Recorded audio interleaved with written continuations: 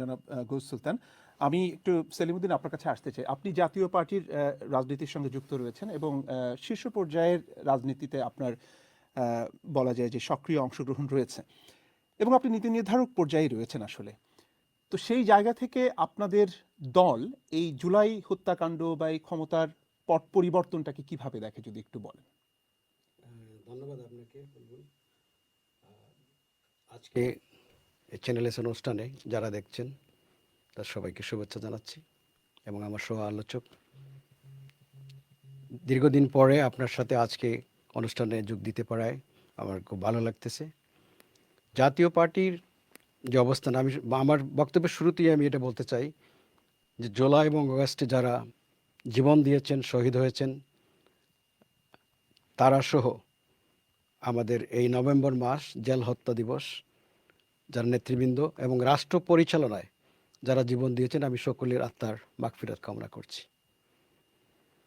জাতীয় পার্টি, আমরা যে দল, আপনারা জানেন 90 সালে আমরা আমাদের মাননীয় চেয়ারম্যান, আমরা এই ঠিক আছে আমি আসছি সময় খুবই কম, অবশ্যই আমাদের যে পরিবর্তনটা ছিল, আমরা ক্ষমতা হস্তান্তর করেছিলাম।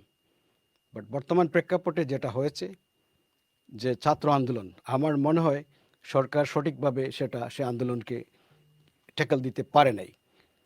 কিন্তু এটা কিন্তু হয়েছে দীর্ঘদিন, এই দীর্ঘদিন যে দুর্নীতি, অপশাসন এবং অবিচার, অন্যায় বিচারের কারণেই মানুষ কিন্তু ফুঁসে উঠেছিল এবং বাংলাদেশের সকল আম জনতা, ছাত্র, শিক্ষক, অভিভাবক, সকল স্তরের মানুষ, এই স্টুডেন্ট বা যারা ছাত্র, তাদের প্রতি আপনার যে একটা সহানুভূতি বলেন বা সমর্থন বলেন, সবাই বেরিয়ে আসছিল।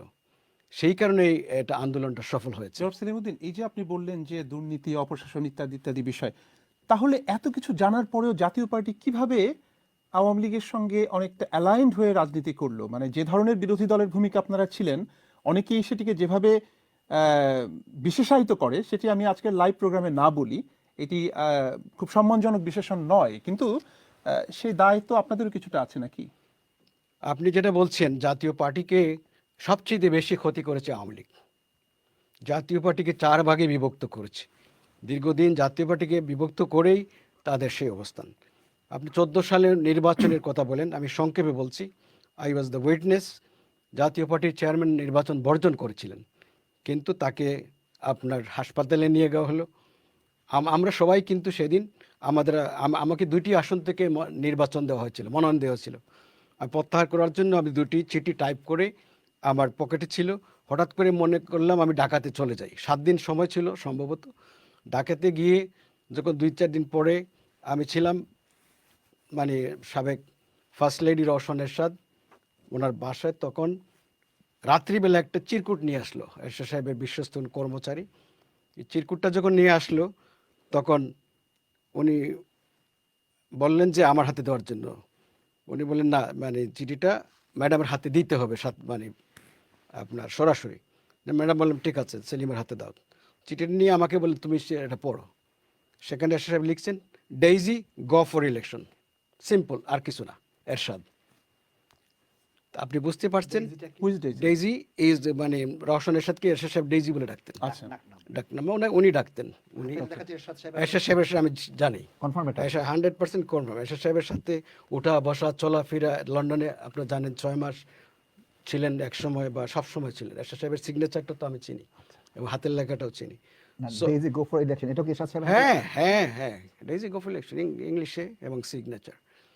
তখন আমার মনোনয়নটা আমরা অনেকে প্রত্যাহার করি না। ইন দ্য মেইন টাইম আমাদের অনেক নেতারা প্রত্যাহার করেছেন। আওয়ামী লীগ অসহায় ছিল তখন, আওয়ামী লীগ অসহায় ছিল এবং আমরা যে কারণে বাংলাদেশের 90 সালে এরশাদকে বিশেষ ক্ষমতা আইনে গ্রেফতারের মাধ্যমে এবং জেলে পাঠানোর মাধ্যমে বাংলাদেশে প্রতিহিংসার রাজনীতি শুরু হয়েছিল।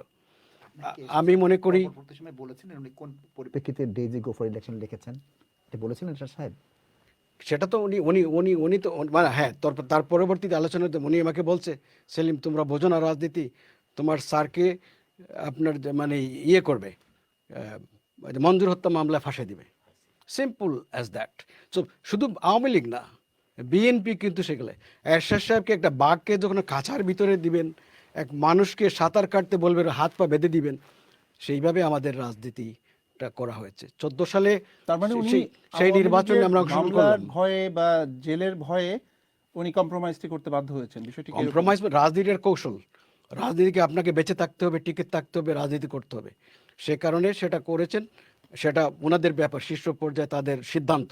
কিন্তু পার্টি কিন্তু দুই ভাগে বিভক্ত হয়ে গেছিল, উনিও চান নাই নির্বাচনে যাওয়ার জন্য। সেটাই আমি বলছি যে এই প্রতিহিংসার রাজনীতি থেকে বাংলাদেশে জন্ম হয়েছিল 90 সালের পরে। বিশেষ ক্ষমতা আইন বাতিল করেছিলেন এরশাদ, সেই বিশেষ ক্ষমতা আইনকে পুনর্বহাল করেছিলেন শাহাবুদ্দিন। যে জাস্টিস শাহাবুদ্দিনের কাছে এরশাদ সাহেব ক্ষমতা হস্তান্তর করেছিলেন, তিনি তাকে অবিচার করে, অন্যায় করে পূর্ণবহাল করে বিশেষ ক্ষমতা আইনে এরশাদ সাহেবকে আপনার জেলে নেওয়ার মাধ্যমেই বাংলাদেশে প্রতিহিংসার রাজনীতির প্রতিষ্ঠিত আসবো হয়েছে। আপনার কাছে। আমি একটু নাসিতে এখন আপনার কাছে আসতেছি। আপনি